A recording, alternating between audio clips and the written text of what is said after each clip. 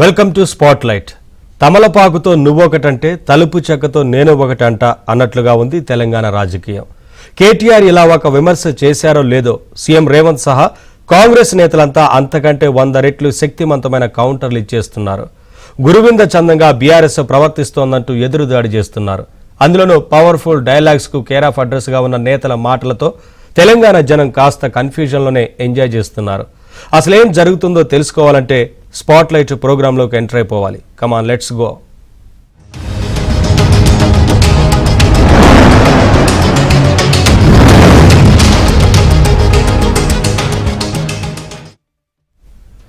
రాష్ట్రం అప్పుల మీద మళ్లీ రగడ స్టార్ట్ అయింది. కాంగ్రెస్ బీఆర్ఎస్ల మధ్య మాటకు మాట తూటకు తూట అన్నట్లుగా విమర్శల దాడి పెరుగుతోంది.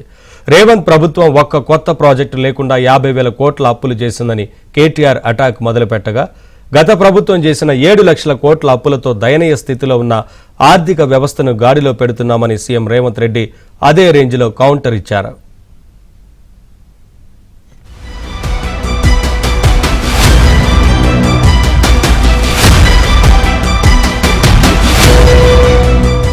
తెలంగాణ అప్పులపై అధికార కాంగ్రెస్ ప్రతిపక్ష బీఆర్ఎస్ మధ్య బ్లేమ్ గేమ్ కొనసాగుతోంది.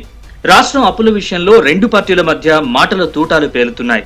బీఆర్ఎస్ అధికారంలో ఉండగానే రాష్ట్రాన్ని అప్పుల కుప్పగా మార్చారని కాంగ్రెస్ విమర్శల దాడి చేసింది.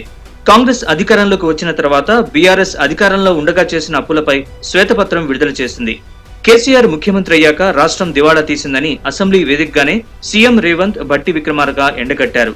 అయితే అందుకు కౌంటర్ గా బీఆర్ఎస్ వర్కింగ్ ప్రెసిడెంట్ కేటీఆర్ శ్వేతపత్రం పేరిట తెలంగాణ ఆస్తుల వివరాలు వెల్లడించారు.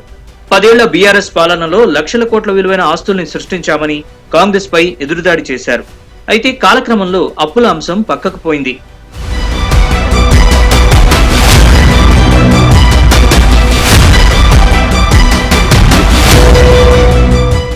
తాజాగా అప్పుల విషయాన్ని బీఆర్ఎస్ వర్కింగ్ ప్రెసిడెంట్ కేటీఆర్ తెర మీదకు తెచ్చారు. తమకు రాష్ట్రాన్ని 2014లో అప్పగించే నాటికి 300 కోట్ల రెవెన్యూ మిగులు రాష్ట్రంగా ఉన్న దాన్ని 2023లో తాము కాంగ్రెస్ కు 5,900 కోట్ల రెవెన్యూ మిగులు రాష్ట్రంగా అప్పగించామని కేటీఆర్ అన్నారు.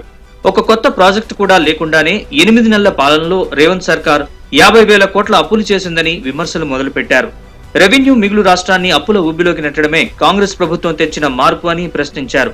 అసెంబ్లీ బడ్జెట్ సమావేశాల్లో ఈ విషయాన్ని ఎత్తి చూపిన కేటీఆర్ అప్పటి నుంచి వీలు చిక్కినప్పుడల్లా రేవంత్ రెడ్డి ప్రభుత్వంపై అప్పుల విషయంలో విమర్శలతో దాడికి దిగుతున్నారు.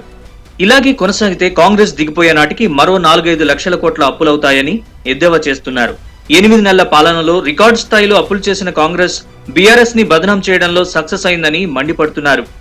6 గ్యారంటీలు అమలు చేస్తాం అని నరికింది. 100 రోజులు వీకింది. ఇప్పుడు ఎన్ని రోజులు అయినా 8 నెలలు అంటే 250 రోజులకు వచ్చింది. ఏమీ లేదు, అంతా అవుతుంది. డబ్బాల రాళ్ళే చూపినట్టు లోడ సప్పుడు, కేసీఆర్ని తిట్టుడు, తెల్లారులేస్తే లొల్లి పెట్టుడు, ఏమనంటే అప్పుల పాలు చేసినాం. ఇంకొక మాట అప్పుల విషయంలో కూడా మీకు చెప్పాలి. మొన్న అసెంబ్లీలో ఎండగట్టినాం, మంచిగా చెప్పినాం. మీరు మాకు అప్పచెప్పిపోయినాడు 2014లో రాష్ట్రం ఆనాడు రెవెన్యూ మిగులు ఉన్న రాష్ట్రం, రెవెన్యూ సర్ప్లస్ స్టేట్. ఆ రోజు ఎంతుండే రెవెన్యూ మిగులు? 300 చిల్లర కోట్లు ఉండే. మనం దిగిపోయే నాడు 2023లో వీళ్ళకి అప్పచెప్పినాడు రెవెన్యూ సర్ప్లస్ స్టేట్ ఎంతుండే?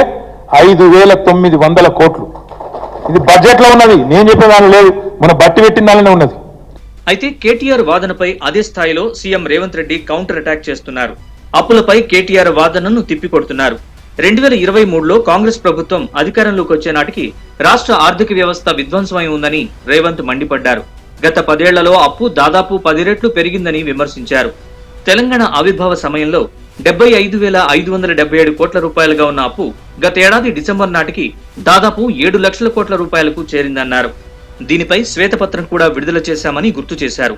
దయనీయ స్థితిలో ఉన్న ఆర్థిక వ్యవస్థకు స్వస్థత చేకూర్చడం కోసం ఆర్థిక పునరుజ్జీవనం అవసరమని భావించి ఆ దిశగా రాష్ట్ర అప్పుల్ని రీస్ట్రక్చర్ చేయించే ప్రయత్నంలో ఉన్నామని కేటీఆర్ కు కౌంటర్ ఇస్తున్నారు. ఇటీవల అమెరికా పర్యటనలో ప్రపంచ బ్యాంకు అధ్యక్షుడితో సమావేశం అయ్యాం. తక్కువ వడ్డీలతో రాష్ట్ర అభివృద్ధికి అవసరమైన నిధులు సమకూర్చుకునే అంశంపై మా మధ్య సానుకూల చర్చలు జరిగాయని చెప్పుకోవడానికి సంతోషిస్తున్నాను. గతంలో మాదిరిగా అధిక వడ్డీలతో అప్పులు తెచ్చి రాష్ట్ర ప్రజల నెత్తిన మోయలేని భారం మోపే పనులను మేము చేయబోము. ఆర్థిక అవరోధాలు ఉన్నా ప్రతి ఇంట సౌభాగ్యాన్ని నింపాలని ఇంకేమీ స్ట్రాంగ్ మహా పాస్ సంకల్పంతో రూపొందించిన అభయ హస్తం హామీలన్నీ తూచా తప్పకుండా అమలు చేసే ప్రయత్నం చేస్తున్నాం. తాము మాత్రమే సంపదను సృష్టించామని చెప్పుకునే బీఆర్ఎస్ ఇప్పుడు కొత్త వాదనకు తెరలేపింది. అయితే కేటీఆర్ లెక్కలు వేరుగా ఉన్నాయి. కాంగ్రెస్ వివరణ మరో విధంగా ఉంది. ఉద్యోగుల జీతభత్యాలు, పెన్షన్లు, వడ్డీలు చెల్లించగా మిగిలిన ఆదాయంతో కేటీఆర్ మిగులు మాటలు మాట్లాడుతున్నారని కాంగ్రెస్ పార్టీ ఎద్దేవా చేస్తోంది. బీఆర్ఎస్ హయాంలో కార్పొరేషన్ల ద్వారా అధిక వడ్డీలకు డబ్బులు తెచ్చి రాష్ట్రాన్ని దివాలా తీయించారని కాంగ్రెస్ నేతలు ఎదురుదాడి చేస్తున్నారు.